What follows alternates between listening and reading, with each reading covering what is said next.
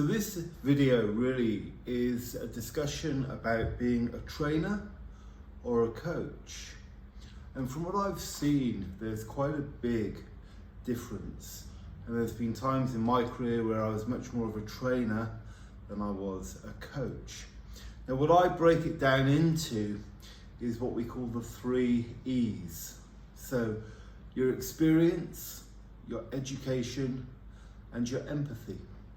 And those 3 E's really break down whether you're more of a trainer or whether you're more of a coach. Looking initially at the experience you have. So what level of experience do you have? Now, I've seen a lot of coaches who have come to me and they've been competitive at a high level in various sports, but they have very little experience working with mainstream clients. Now, these are the people that are going to be paying their mortgage. So it's, again, can they relate to them? Okay, is their expectation too high for what the client is ready to do? So the experience of what you're going to be coaching is critical, really. So how do you communicate with those people? How you relate to them is something that you're going to build through your experience. Okay, so like I say, you may start as much more of a trainer to them, and through your experience, through working with different types of people, you become more of a coach because you're gaining that experience. You have to give yourself time to develop, and this is a big one. Everyone's in a rush. Everyone's in a rush to do a transformation in 12 weeks. Everyone's just rush. All the trainers want to be elite trainers immediately. It takes a long time. I've been coaching or training and coaching now for 30 years. I still don't consider myself elite. Even though I've worked with and helped over tons of different athletes get results, hundreds of sort of general population clients transform their bodies, worked with people with very little money all the way through to billionaires. It's all this broad spectrum of people, and it gains experience.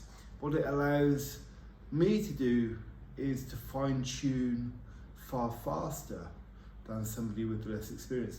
That's essentially all. So one thing with experience is, what is it do you enjoy coaching, and how do you enjoy coaching it? So, for instance, we enjoy all of the disciplines that we coach here.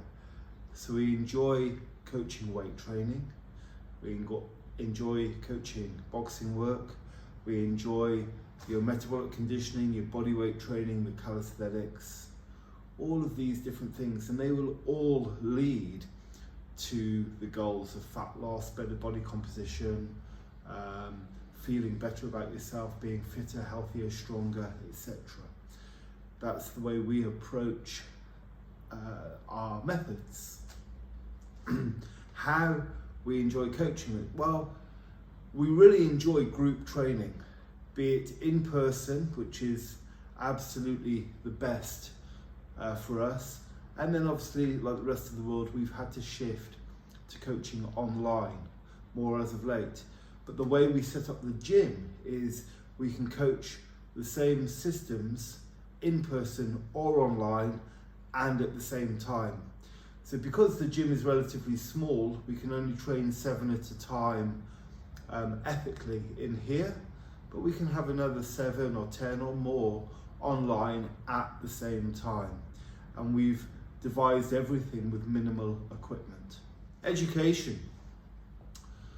So have you educated yourself to do the best job you can with the clients and members that you attract? And this is a big thing.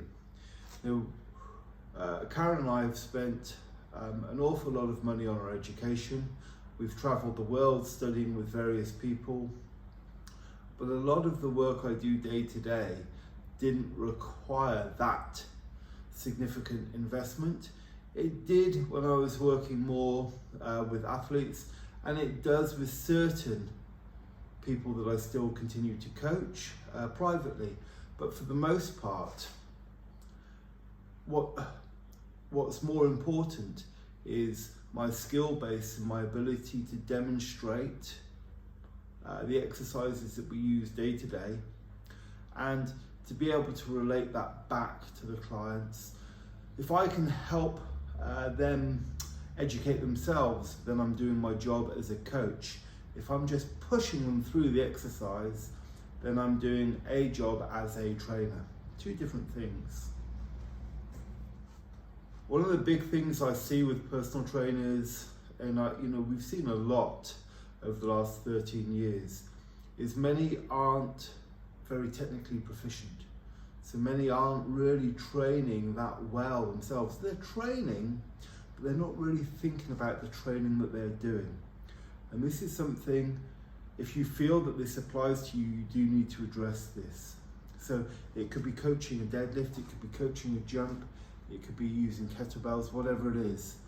I see it a lot with more specialist training like kettlebell work. I see it a lot with boxing. And if you're going to use that as one of your specialities, then first of all, get some really good training in it, give yourself time to get good at it, and then coach it.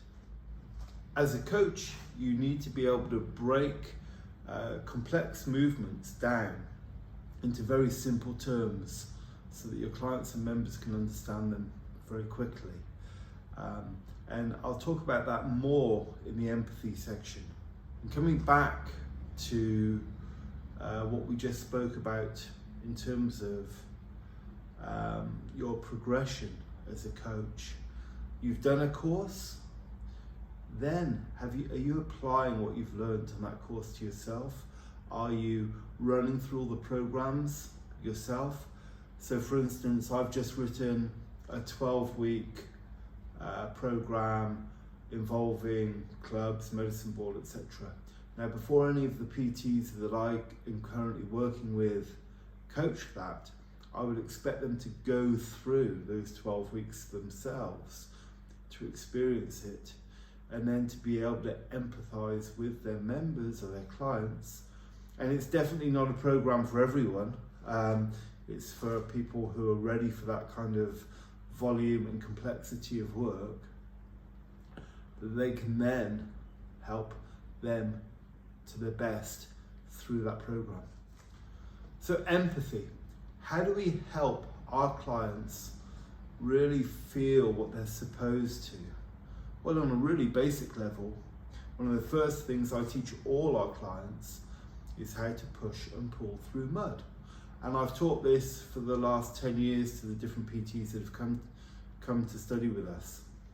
Very simply, if you start with bicep curls, okay, and then you pull up through mud, push down through mud, all of a sudden you can feel the muscles contracting, and you start to recognize, I need to be feeling this particular exercise in this area of the body, and I need to feel it both as I pull up and as I pull down.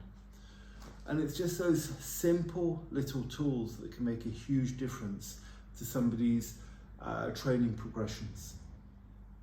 So one thing that COVID especially has taught us is that you need, as a trainer or as a coach, a range of products available to your members depending on where they are in what we call the 3 priorities, which is family, business and leisure life.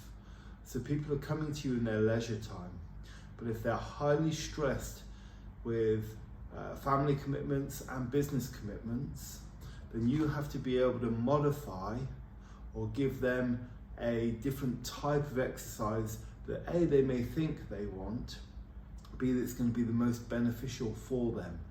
And that comes with experience. This is why at BD, we coach everything from your weight training. We can coach weightlifting, even though we don't use it hugely.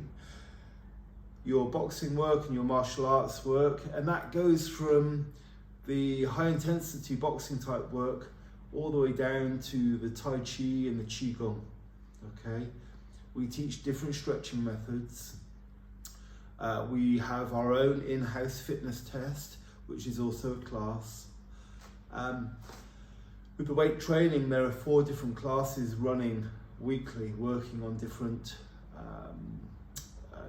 things. So we have one just based on Swiss ball, 2 classes just with dumbbells, and then a pure upper body class, which is one of our most popular.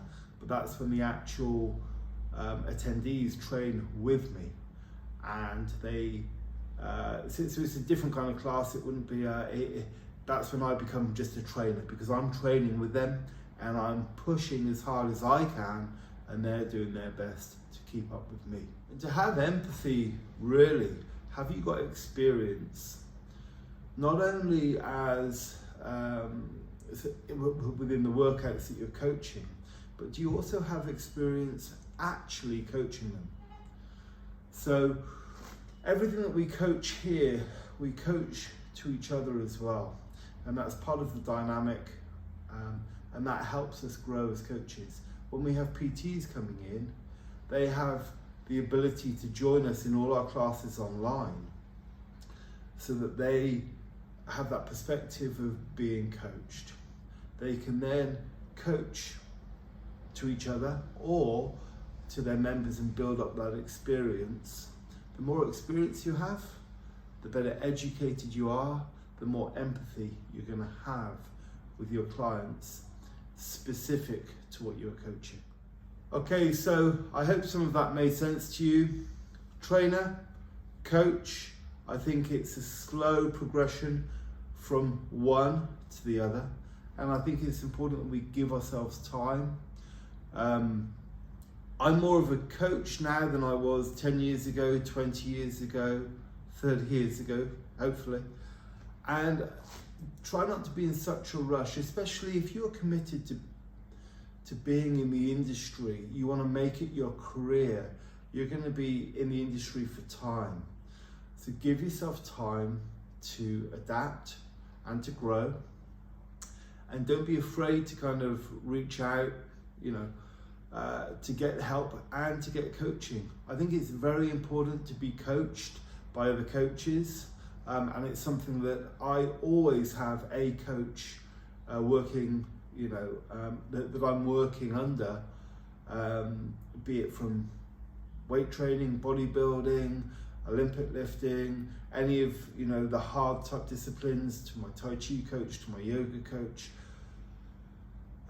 So that I'm being coached, I'm continually going through these processes myself. And I think as a trainer, it's very important that you gain these different experiences over time, but don't be in a rush. Okay? Hope that helps, and I'll see you again.